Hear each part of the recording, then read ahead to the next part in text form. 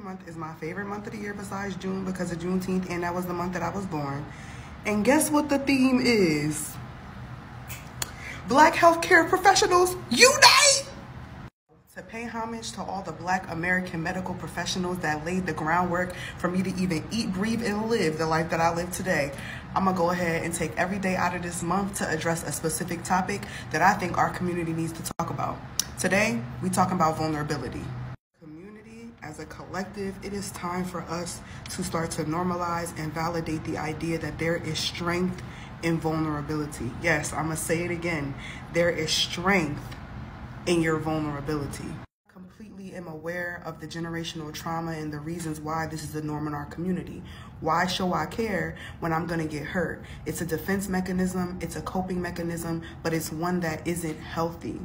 Now, while you sitting there trying to act nonchalant and hold up this idea about yourself that you're not a weak person and not show vulnerability, maybe you are protecting yourself from getting hurt, but you're also robbing yourself of the opportunity to truly be loved by the world around you. Let's talk about good measures of strength, or what I like to really refer to it as is resilience, emotional intelligence, and awareness. Good measure is building your boundaries and never changing them, never switching up, and always standing on what you believe no matter who your opposition is or who stands against you. That strength and that resilience and that self-awareness really kicks in when you're dealing with something, you're going through something, or you've experienced a type of trauma that you're grappling with in your mind, and you're able to reach out to your providers and your support system and honestly and openly discuss with them what is going on and the things that you need to help get you through. Strength and vulnerability looks like giving up those power complexes that our community holds so strong to, apologizing to your children, apologizing to your significant other, admitting when you're wrong, and saying that you are in a spirit of growth and knowledge and a need for understanding. Strength and vulnerability will free you. It will free you as a person from all the things that are burdening you. If it's on your chest, get it off. Stop holding on to stuff. Stop letting your past continue to drag you back so hard that you can't even enjoy the present or focus to even see the future. It's time for us to put down these ideas around vulnerability and how it make you look weak. Stop caring about how you look to other people, because those other people are not living in your body, and your wellness comes first for you. They're not experiencing your misery or your depression. You are. You in that isolated place. You carrying all that burden. And it's time for us to let all that shit go. I even like to use the verbiage weak because it's so much more complex than carrying around a weakness. But you know what is the easy way out? It's the easy way out to not talk about things. It's the easy way out to cower and hide in the dark. Favorite month of the year besides June because of Juneteenth, and that was the month that I was born. And guess what the theme is? Black healthcare professionals unite! To pay homage to all the Black American medical professionals that laid the groundwork for me to even eat, breathe, and live the life that I live today, I'm gonna go ahead and take every day out of this month to address a specific topic that I think our community needs to talk about. Today, we talking about vulnerability. As a collective, it is time for us to start to normalize and validate the idea that there is strength in vulnerability. Yes, I'm going to say it again. There is strength in your vulnerability. I completely am aware of the generational trauma and the reasons why this is the norm in our community. Why show I care when I'm going to get hurt? It's a defense mechanism, it's a coping mechanism, but it's one that isn't healthy. Now, while you sitting there trying to act nonchalant and hold up this idea about yourself that you're not a weak person and not show vulnerability, maybe you are protecting yourself from getting hurt, but you're also robbing yourself of the opportunity to truly be loved by the world around you. Let's talk about good measures of strength, or what I like to really refer to it as is resilience, emotional intelligence, and awareness. Good measure is building your boundaries and never changing them, never switching up, and always standing on what you believe no matter who your opposition is or who stands against you. That strength and that resilience and that self-awareness really kicks in when you're dealing with something, you're going through something, or you've experienced a type of trauma that you're grappling with in your mind, and you're able to reach out to your providers and your support system and honestly and openly discuss with them what is going on and the things that you need to help get you through. Strength and vulnerability looks like giving up those power complexes that our community holds so strong to, apologizing to your children, apologizing to your significant other, admitting when you're wrong, and saying that you are in a spirit of growth and knowledge and a need for understanding. Strength and vulnerability will free you. It will free you as a person from all the things that are burdening you. If it's on your chest, get it off. Stop holding on to stuff. Stop letting your past continue to drag you back so hard that you can't even enjoy the present or focus to even see the future. It's time for us to put down these ideas around vulnerability and how it make you look weak. Stop caring about how you look to other people, because those other people are not living in your body, and your wellness comes first for you. They not experiencing your misery or your depression. You are. You in that isolated place. You carrying all that burden. And it's time for us to let all that shit go. I even like to use the verbiage weak because it's so much more complex than carrying around a weakness. But you know what is the easy way out? It's the easy way out to not talk about things. It's the easy way out to cower and hide in the dark. This one might ruffle a couple feathers, but adopting the practices, ideologies, and ways of life of the people in the systems that oppressed us into a communal form of unwellness is not going to provide us wellness and freedom in any shape of the form.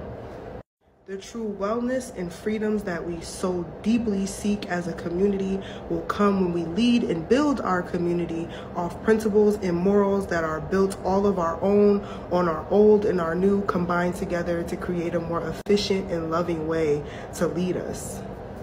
Now, I am a woman of resolution and solution, so I ain't going to just come up here and complain about the problem. I do have some solutions to drive us closer to that ideal of communal wellness that we so desperately work so hard to attain. To start, we need to reestablish the sense of community, connectedness, oneness with one another regardless of our differences. We need to practice the sharing and transferring of tangible resources, and we also the forefront of our culture and the way that we interact with each other should always be aligned with the mental, physical, psychological, and spiritual wellness of all of us under the umbrella. It's imperative that we practice freedom of thought and expression, coupled with the continual love, support, and acceptance of those that we may not relate to or even all the way agree with. In reality, we really have to work on removing sexual shame, start to teach more about the truths of sexuality and sexual freedom, while also reinforcing bodily autonomy for all of us, not just one specific gender or sexual orientation, nothing like that. Everyone should be reinforced in their right to their body. My favorite one is the strong sense of intercommunal accountability that we should hold each other to, with the goal to ultimately protect the most vulnerable parts of our population. Don't get me wrong, I'm completely aware of the fact that a lot of us are going to have to play the game to even be able to get in the goddamn game. So I'm completely there with you guys. But while we are trying to just survive underneath these systems, it's also important for us to keep in the back of our minds the ways that we want to continue to build as we move forward and try and come up from under these systems that have created such a grand wave of unwellness, both mentally and physically, in our community. The investment you can make in this lifetime is your health and wellness. The same way you want a stock market, the same way you got your money tied up in real estate, the same way you want to create tangible resources here in the physical for your generations and your lineages to come to be able to have access to and live off of, you also want to pass down healthy ways of thinking, healthy eating practices, healthy ways of life. The best investment you can make for yourself and everyone to come after you is to make that investment into your health. Healthcare measures, in my opinion, is something that as a community we are not participating in enough, and the numbers support that. By preventative, I mean a lot of us who have disease and illnesses aren't finding out until they're already in their fatal stages, because we're not going to get yearly checkups or physicals twice a year like we really should, no matter what age you are. I know they say once a year, but I say twice because so much can change about your body in a 6-month amount of time. Person with female genitalia, you need to be seeing your reproductive doctor also, sometimes twice a year. If you're somebody with a predisposition, whether genetic or environmental, or you already have an existing disease or illness that's diagnosed, you need to be seeing your specialist also twice a year. Also Also, wouldn't hurt to throw in a local optometrist appointment. Make sure those eyes are still good and you seeing well. And a dentist appointment. Make sure you're getting your teeth cleaned regularly too. Someone who does not have health insurance right now watching this video, so you can't participate in preventative measures, I need you to click out of this video, go on Google, type in your area code, and type in social services so you can find your nearest social service building so they can get you on some type of Medicaid or state health care plan. There's also a sector of the population that makes too much money and can't qualify, but also doesn't get good health care coverage through their job. If you're one of these people, I would suggest taking the probably shitty plan that your job offers, but also coupling it with other plans that can be found on the healthcare marketplace. If you guys need the link, please DM me and I will point you in the right direction. I do acknowledge preventative care can seem like it's taking you out of your way, especially if you have a whole bunch of appointments to keep up with for not just yourself. You may have a spouse, you may have children, so that's a whole family of people whose preventative care you must keep track of. I suggest different organizers or planners to keep you on track. I also suggest prioritizing these things all around the same time of the year so everyone goes to the doctor all at the same time, so it's not like you're running around through the hustle and bustle of the year trying to keep up with too many things. You may have to miss a couple of days of work. Sure, you may have to sit on long wait times or wait in the doctor's office or whatever the lack of convenience may be. But in the long term, your ass won't be laid up in some hospital or worse, in the grave because you didn't know something was going on with you. I mentioned that reinforcing our sense of community and connectedness was one of the ways that I think is going to push us closer to a healthier and more wellness-focused community. Today I'm not going to do too much talking because I found the perfect clip to encapsulate what I think our issues with communication are. This comes from Miss Melissa Fredericks, co-host of the Love Hour and content creator here on God's good old internet. And she may not be a doctor or anything like that, but she definitely hit the nail on the head as far as the psychology behind communication is concerned. And she definitely has such an informed and beautiful, impactful message. So I hope you guys enjoy. And I said this yesterday about my definition of communication being honesty, vulnerability, and transparency. Yep. And I think that a lot of times in relationships, and I mean this romantically, platonic, work relationships, like relationships as a whole, we think we are communicating because we are saying words, but we are actually not saying anything. This example yesterday, if I want to spend time with Kevin, I'm missing Kevin, I want to spend time with Kevin. Instead of saying that, I might be like, oh, you're always gone. Yes. What I am communicating is not what I mean, because to be honest, to communicate with honesty, vulnerability, and transparency is to say something more along the lines of, I miss you. Do you? You've been gone a lot. I haven't seen you. That's vulnerability. That's transparency, because this is how I'm breaking it down. Y'all just act like this is all brand new when I put it on my Instagram, because I've been thinking about this a lot. Transparency is identifying the motives behind what you're doing. That's transparency. Vulnerability is exposing yourself to rejection. Yeah. And honesty is just being honest. A lot of times you can be honest, but it comes in anger. Yes. So instead I can say, you don't want to spend time with me. All you're doing is being gone. All you want to do is be on the road. There was a little bit of honesty there, but I missed the transparency and I missed the vulnerability. Yes. That's communication. I really wish that the ideas of confidence existed in a bubble and the human psyche didn't require validation to live a relatively normal and happy life. I think it's safe to say that the ideas around validation seeking in our current society are a little bit unhealthy because you naturally seek validation. It's a natural thing to do. Humans actually require it for that level of connectedness amongst each other. The ideas of confidence aren't as simple as, oh, just be more confident. I know you hear that a lot. Or, oh, it's your self-esteem, the esteem of self. So just build up your self-esteem, as if you just wake up overnight and just feel better about yourself overall, especially in a society that teaches most people to not like themselves. If you're someone on a confidence journey or is trying to have more confidence about themselves, I have some tips, like I usually do, to help you do just that. Piece of paper and write down your standard. Write down your standard for the way you want to look every day. Write the standard for how you want to interact every day, for your emotional health, for your physical health. Write a standard down and hold yourself to it. And every time you meet that standard, you'll be validating the person that you are and want to be. And when you don't meet that standard, you'll be able to hold yourself accountable for where you are in your journey. Acknowledge that your physical self-esteem is gonna have highs and lows. I don't care what you look like. Even Beyonce has days when she wakes up and she doesn't probably feel the greatest about the way that she looks. It's normal. The goal is to strengthen the mind.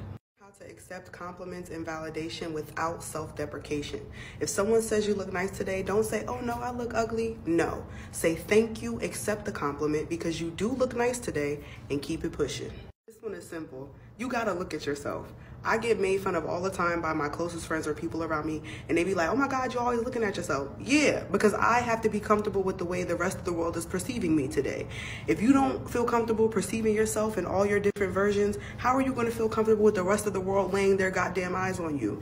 You have to look at yourself. Start practicing positive self-talk. My friend Tiffany taught me this one because my old version of myself used to have a really, really bad habit of negative self-talk. So for every one negative thing you think, you have to think two positive back. One to pull you out of the negative you put yourself in, and one more just to put you back in the positive. For what I feel like is the most important one is you have to express yourself as yourself. I know we see a lot of images now as we scroll on our phones every single day, and I'm not saying there's anything wrong with taking influence from different people, but you have to be your own people. Do not be afraid to dress how you want, wear your hair how you want, do your makeup how you want. Be yourself, because you are never, ever going to be happy wearing the skin and expression of someone else. Give the world that special thing that's just you, about you, and stand in it, walk in it, and I promise you everything else will fall into place. The message is short and sweet. Your productivity, what you're able to produce in the physical, your capitalistic gain, assets, anything related to a dollar sign does not indicate your true value to this world. I get it. We live in a capitalistic society, so majority of the things that we do is driven by survival, is driven by a dollar sign. But who you are and what you add to the people, places, and things around you is so much more deep and so much more complex than what you can give them here in the tangible. Now, is that a part of who you are? Absolutely. Is that a part of what you can give? Sure. But it does not equal complete value, and it's time for us to change the narrative and start valuing things about ourselves that we can't even touch in the physical, because those things matter too, and those are the things that truly impact people for generations and lifetimes to come. Talk about parenting, and this is a topic that ruffles a lot of feathers in our community because there's like this running theme that people with no children shouldn't participate in these types of conversations, but I think that's counterproductive to us building a healthier sense of community, because if it's one thing that we should all agree on or have a consensus about, it's how we're going to interact with, love on, and guide all the children walk around here in the USA that look like us. I'm going to split this up into a couple of days, so this will be part one. Part one of parenting during Black History Month, we're going to be talking about control versus teaching. Since becoming a mental health clinician, I have provided therapy to all age groups, and one running theme that I find is that besides basic necessities, the exhaustion that parents feel behind parenting in our community usually comes from the fact that our lens of parenting has mostly been control instead of teaching and guidance, and that's where we're missing the mark with our kids. Here's an example of teaching versus control. I had a client who had a daughter who was more rebellious in nature. She was always disrupting class and getting in trouble for the way she talked to other students or the way that she talked to her teacher. And the school and the mother did everything they could to control the girl. Put her on punishment, took her phone, isolated her from her friends. Sometimes she even had to get some physical discipline as well. They did everything they could to control her, and nothing worked. During a therapy session, I asked the mother, have you ever considered that there's nothing wrong with her rebellious nature? That her challenging the status quo, her having the confidence to speak up for herself, her being able to question and have natural God-given critical thinking skills. Instead of trying to control the things she does or doesn't say, give her the agency and the power of self to use her voice, but not in a way that negatively impacts others. Teach her power in a positive light. Always expressed how exhausted she was by constantly having to go over this with her daughter, constantly having these conversations with her daughter.